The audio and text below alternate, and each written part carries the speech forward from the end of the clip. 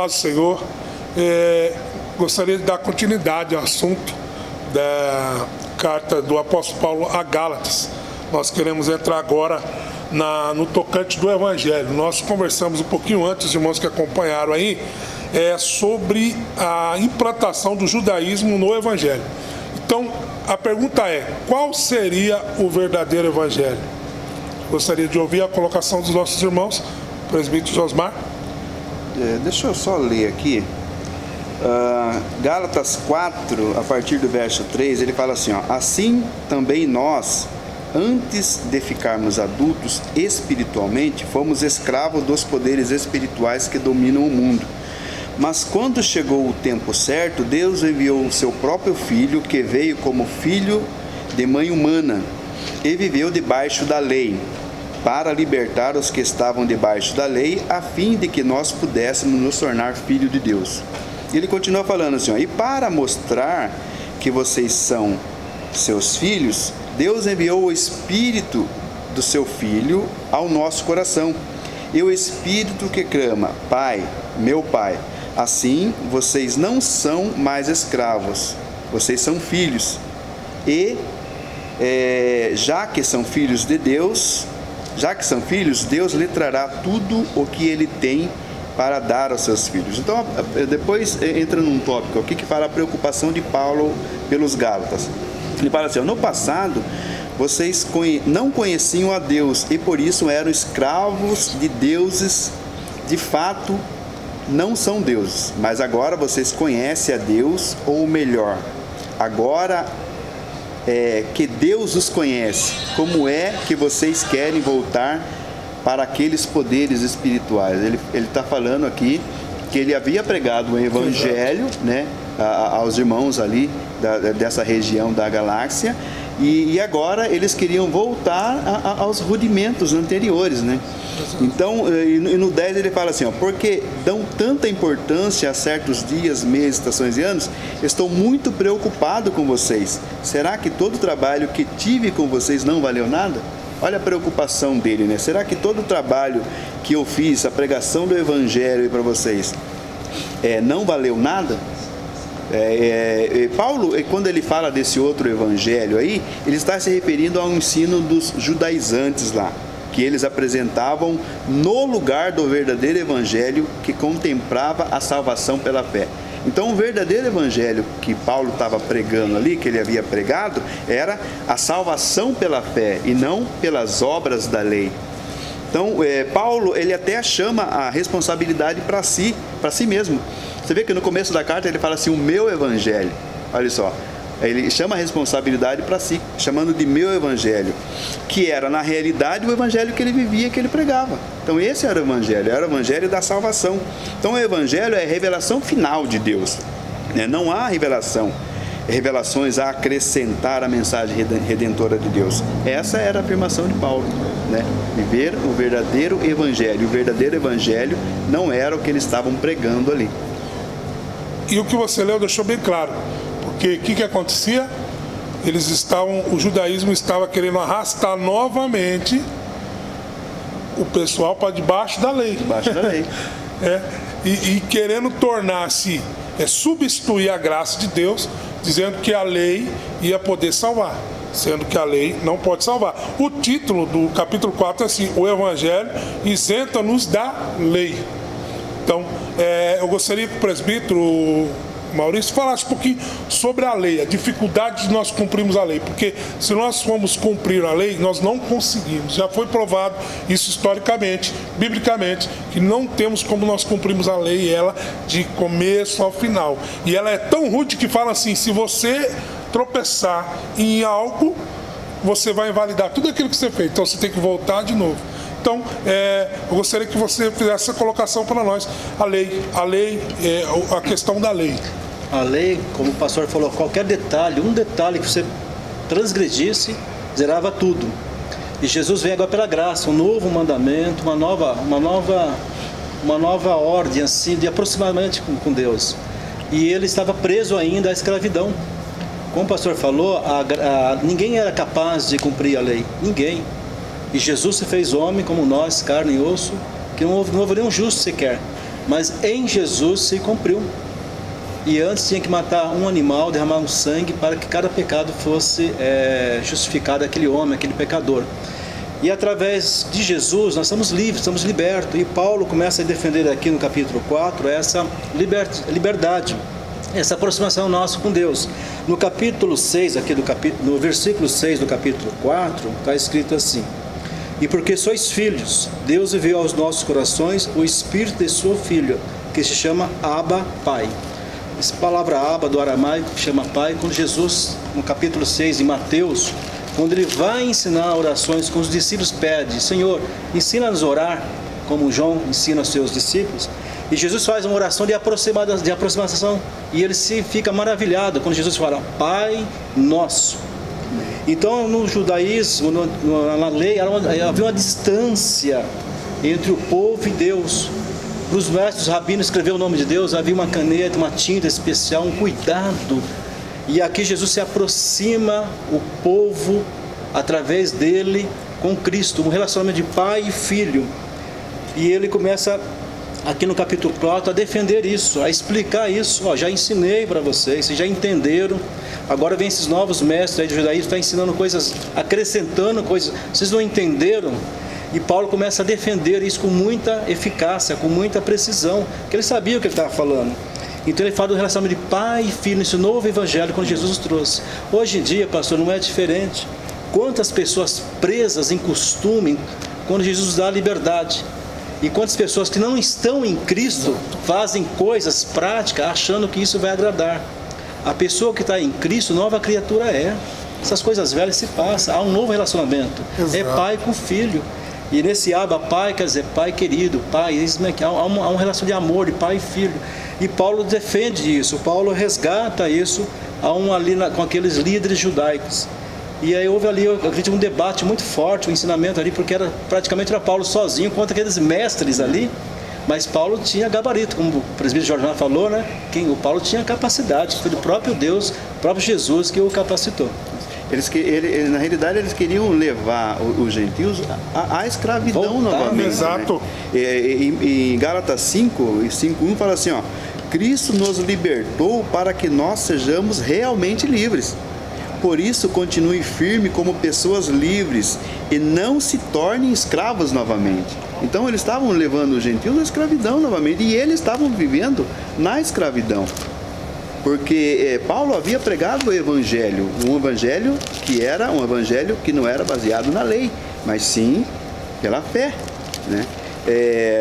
E no verso 2 ele fala assim: preste atenção, eu, Paulo, afirmo que se vocês deixarem que os circuncidem, então Cristo não tem nenhum valor para vocês. Ó o alerta de Paulo a essas pessoas. Repito isso mais uma vez. E ele fala de novo, repito isso mais uma vez: qualquer homem que deixar que circuncidem, este homem é obrigado a obedecer toda a lei. Então eles estavam querendo trazer esses gentios convertidos a uma escravidão novamente. Por isso que ele fala dessa liberdade aí, né, no capítulo anterior. Interessante que essa liberdade cristã era tão importante, e é por isso que Paulo ficou admirado. Paulo tinha ensinado a liberdade cristã, saindo desse jugo, dessa pressão, desse fardo que era a lei, para trazer ele para a graça. E quando eles estavam se conhecidos, por isso que ele se admira. Admiro muito vocês, querer voltar debaixo da lei, querer aceitar tão facilmente uma doutrina que, na visão de Paulo, ele dizia facilmente porque ele explicou tão explicado a questão de tirar eles da lei para jogar para a graça, que eles ficam admirados. Vocês estão voltando novamente para a lei, né? É interessante. Eu vou deixar um versículo aqui, Romanos 7, capítulo 7, verso 4, fala assim: assim, meus irmãos, também vós estáis mortos para a lei, pelo corpo de Cristo, para que sejais de outro, daquele que ressuscitou dentre os mortos, a fim de darmos frutos para Deus. Quanto mais estamos na carne, as paixões do pecado, realçadas pela lei, operavam em nossos membros, a fim de darem fruto para a morte. mas agora estamos livres da lei, pois morremos para aquilo que estamos retidos, a fim de servirmos em novidade de espírito e não na velhice da letra. Exatamente isso, né? E essa liberdade é importante nós mantemos. Quero ressaltar algo muito rápido aqui, nós estamos correndo. Não confundir liberdade com libertinagem. É outra coisa também, que muitas vezes as pessoas confundem. Eu sou livre em Cristo, eu posso... Não é assim também. O caminho não é esse, né? Então a liberdade é uma coisa, ele falando sobre liberdade cristã, em base doutrinária, saindo debaixo da lei, do que uma libertinagem. Deus fala que todas as coisas são lícitas, mas nem tudo convém. Isso aí, somos livres em Cristo, mas temos o nosso Senhor como modelo para seguir. Né? Sim, é algo muito interessante, porque nós pregamos a liberdade, pregamos a graça, porém, nós precisamos viver o Evangelho e viver a doutrina. A igreja ela não pode estar se sujeitando a coisas ou, vamos dizer, costumes que vão violentar, vamos dizer assim, a parte doutrinária, né? E assim por diante. Então, presta muita atenção aí, que o apóstolo Paulo trouxe o evangelho levando as pessoas para liberdade em Cristo, não para libertinagem. É diferente. Só uma questão, Paulo, ele critica os Gálatas, né? Ele chama os Gálatas de insensatos, né? Ele fala assim, Paulo chama eles de insensatos. Por quê? Pelo fato deles terem sido enganados. Porque Paulo já havia pregado o evangelho da graça para eles. Então Paulo considera que eles tinham a possibilidade de resistirem aos falsos ensinos, que era a doutrina dos judaizantes, e eles não resistiram. Então os judaizantes, eles começavam falando de Moisés, mas Paulo ele vai muito além, ele volta lá em Abraão. Daí ele começa a falar assim que os judaizantes apelam para a lei, mas Paulo apela para o conserto da promessa antes da lei. Então Abraão ele foi justificado pela fé por crer em Deus e não por guardar a lei. Olha só que ele explica que o evangelho consiste nas boas novas de redenção e da remoção da maldição que a lei havia sentenciado para ele. Aqui Gálatas 3:10, né, até o 14. Então Cristo ele já nos redimiu da maldição da lei, para que as bênçãos de Abraão que estavam a caminho de nós, né, que foi contida ali pela sentença da lei, alcançasse os gentios, alcançasse as pessoas que alcançou, tanto na época de Paulo quanto na nossa época aqui. A lei nos conduziu, né? Ela foi um instrumento que Deus usou de uma forma específica para nos estar nos levando até os dias de hoje, que é a graça em Cristo Jesus. Gostaria de entrar com os irmãos lá sobre a vida pelo Espírito. Vou ler um versículo, os irmãos já dão um parecer. Digo assim, capítulo 5 de Gálatas, versículo 16. Digo, porém, andai em Espírito, e não satisfazeis a concupiscência da carne, pois a carne deseja o que é contra o Espírito, e o Espírito o que é contrário à carne. Estes se opõem-se um ao outro, para que façais o que quereis. Espírito Santo, a experiência. É uma luta diária, né? O próprio Paulo ele fala que as coisas que eu quero fazer eu não faço, as que eu não quero eu acabo fazendo. Você tem que alimentar o Espírito Santo. É oração, é jejum, consagração, santidade, palavra de Deus. Porque se nós não alimentarmos o Espírito, se a gente dá brecha à carne, vai fraquejar. E qual homem que não fraqueja? Qual homem que não peque? Então, ele aqui exorta de uma maneira muito sábia aos Gálatas e traz para nós, nos dias de hoje também, a importância que há uma guerra entre o Espírito e entre a carne. E nós temos que estar, a palavra de Deus fala de vigiar todo momento. E ali eles não vigiaram. E eles, muito depressa, eles caíram na nova doutrina, porque não vigiaram, não estava na unção, não estava no Espírito, deram brecha à carne. E hoje não é diferente, pastor Fernando. Se a gente não vigiar, coisas novas está sempre aí. O inimigo vem sutil. Mas a palavra do Senhor é a mesma, ontem, hoje e eternamente. Nós temos que estar vigilantes e atentos. e cheio do Espírito Santo, para não cair na tentação de querer inovar.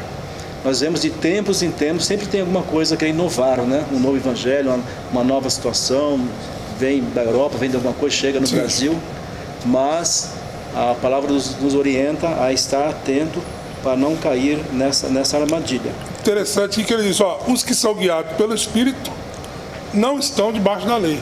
Não estão debaixo da lei. Se você é guiado pelo Espírito, não está debaixo da lei. Automaticamente, olha como que é interessante a profundidade da doutrina que Paulo estava aplicando. É sempre uma coisa atrás da outra. Não é simplesmente o caso da circuncisão e simplesmente o caso da lei. É muito mais profundo que isso. Praticamente o judaísmo estava vedando a vida pelo Espírito Santo na vida dos irmãos.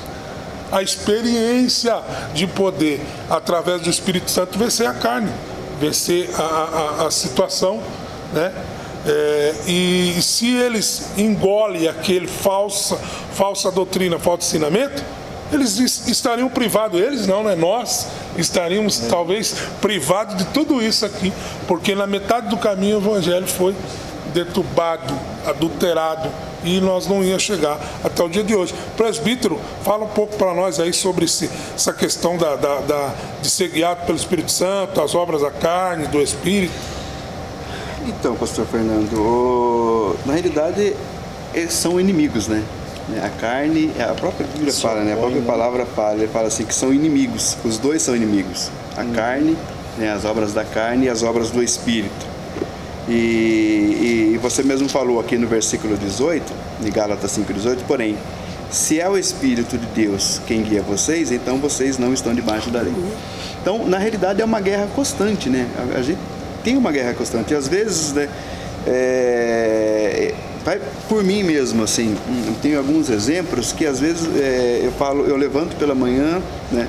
Ou senão eu vou dormir e falo, amanhã o que eu vou fazer? Amanhã eu vou levantar, eu vou ler a Bíblia uns 30 minutos, eu vou fazer um devocional e depois eu vou ler mais um pouquinho a Bíblia e me alimentar disso daí.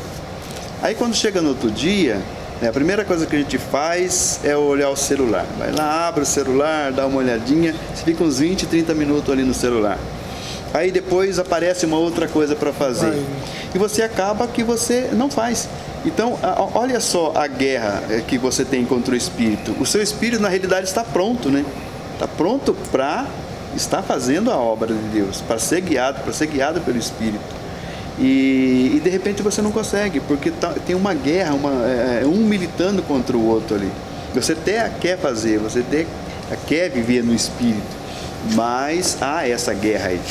E ele fala assim, ó, que a natureza, as coisas que a natureza humana produz são bem conhecidas. Exato. Ele começa falando assim, e elas são a imoralidade sexual, a impureza, as ações indecentes, adoração a ídolos, as feitiçarias, as inimizades, as brigas, né, constantes brigas, ciumeiras, são obras da carne, né? Inveja, bebedeira, as farras e outras coisas parecidas como essa. Repito, o que já disse, os que fazem essas coisas não receberão o reino de Deus. Então, há uma grande... na realidade, o cristão ele tem uma grande preocupação em não querer, né, ir por esse lado, né, e não querer viver a obra da carne. Ele sempre quer viver no Espírito.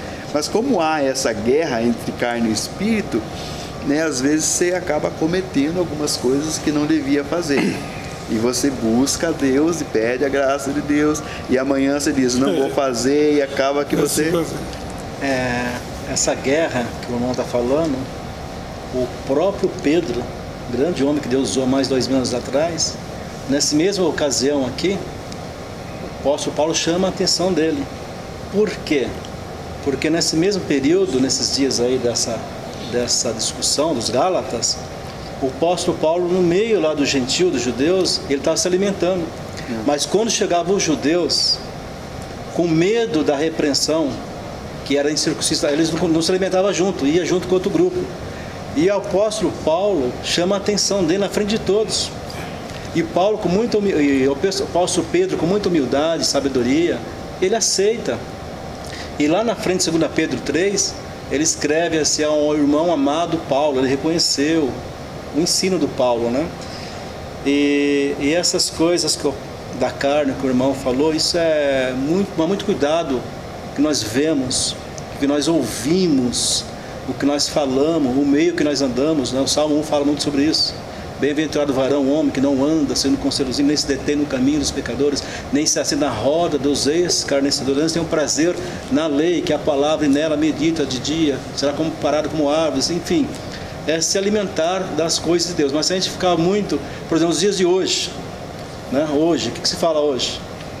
Não vou citar aí a TV, mas vírus, é isso, é aquilo. Oportunidade, nós estamos pregando a palavra do Senhor, tanta gente com depressão, tanta gente doente, mas a palavra nos liberta. Em Cristo Jesus nós somos mais que vencedores, ainda que haja as aflições que o Senhor falou. Então essas obras da carne realmente a gente tem que vigiar, mas em seguida eu acredito que o pastor vai falar um pouco das obras do Espírito. Isto, só dando uma ressaltada, como saber? Eu acho que o irmão já percebeu, quando você vê dois lutadores, um está muito bem treinado, você vê, e aí você vê que esse lutador começa a sobrar no ringue, em disposição e habilidade, você fala, puxa vida, o cara está sobrando. Então, automaticamente, ele vai vencer. Salve-se lá algumas vezes que dá uma zebra, que o cara caiu, pá. Mas é justamente sobre isso. Se você alimentar a carne vai estar forte. E ela automaticamente ela vai conseguir, não que ela vença o espírito, mas a carne ela vai sobressaindo nas atitudes, na visão. O presbítero falou muito interessante, o que você vê, o que você ouve, o que você fala. Você muitas vezes avalia o nível da pessoa pelo que ela está falando, porque ela está vendo, meu Deus, rapaz, você tá no osso, está na carne, né? Então mantém o costume de falar isso aí. Então o mais preparado é o que vence. Então, quem está melhor alimentado, a carne ou o espírito? Se for a carne. E Jesus nos deu exemplo. Quando ele ia à noite, passava horas, madrugadas em oração com o Pai. Se o próprio Jesus se alimentava na presença do Senhor, oração, em jejum e consagração, imagina nós aqui nos dias de hoje. Porque se você está no Espírito, eu já vi coisas lindas acontecer. A pessoa está tão cheia do Espírito Santo que ele é ofendido, ele tem assim o espírito manso de ficar tranquilo, e eu chego a admirar. É admirável você ver o Espírito Santo na vida de uma pessoa que está passando essa situação. Quando Jesus é traído por Judas, e Judas beija ele para amigo. Nossa, você acha que Jesus estava sendo ali hipócrita? De maneira nenhuma. Irmão, jamais. Olha o que o texto diz. Isso. Na noite que foi traído, tomou pão, ceou. Irmão, quando a gente é traído, não tem vontade de nada. Seja um amigo, seja parceiro, seja na fábrica, qualquer lugar, a traição fere profundamente. E Jesus estava numa paz tão tremenda que na noite que ele foi traído, ele não deixou para outro dia. O texto fala, na noite que ele foi traído, o Espírito Santo estava sobre ele, então ele ceou livremente. Então esse é o Espírito Santo. Essa é a força do Espírito Santo. Nós vamos entrar agora nos frutos do Espírito Santo, né? Nós vamos dar uma pincelada, se não der tempo. Depois, no último bloco, a gente continua falando sobre os frutos do Espírito Santo e sobre fazer o bem a todos. Mas vamos lá. O versículo diz assim, verso 22, se eu não me engano, é isso. Mas o fruto do Espírito é o amor, a alegria, a paz, a longanimidade, a benignidade, a bondade, a fidelidade, a mansidão, o domínio próprio. Contra estas coisas não há lei. E os que são de Cristo Jesus crucificaram a carne com as suas paixões e concupiscência. Se vivemos no Espírito, andamos também no Espírito. Não nos tornaremos convencidos, irritando uns aos outros, invejando uns aos outros. Amém?